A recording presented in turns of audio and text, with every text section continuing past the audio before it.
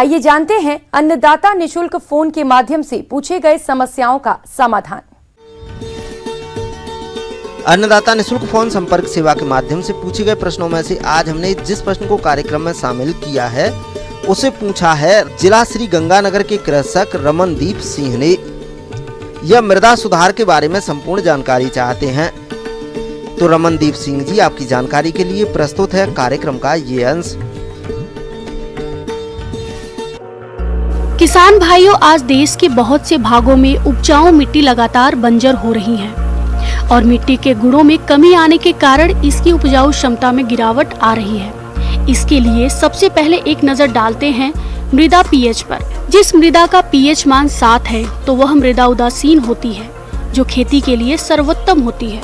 और जिस भूमि का पीएच 4 से 6.5 है तो वह मृदा अम्लीय होती है।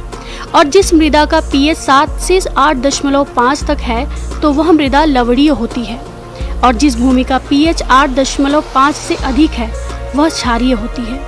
क्षारीय भूमि उस मिट्टी को कहते हैं जिनका पीएच मान 8.5 से अधिक होता है। क्षारीय और लवणीय भूमि उस प्रकार की भूमि को कहते हैं जिसमें क्षार तथा लवण विशेष मात्रा में पाए जाते हैं। शुष्क जलवायु वाले स्थानों में यह लवण श्वेत या भूरे श्वेत रंग के रूप में भूमि पर जमा हो जाते हैं।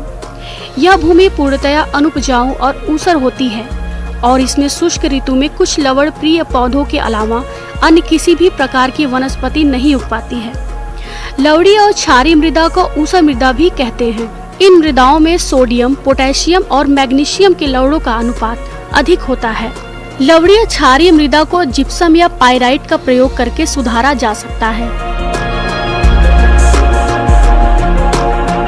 किसान भाइयों, अम्लीय भूमि का पीएच मान उदासीन स्तर पर पहुंचाने के लिए लगभग 30 से 40 क्विंटल चूना प्रति हेक्टेयर की दर से आवश्यकता पड़ती है।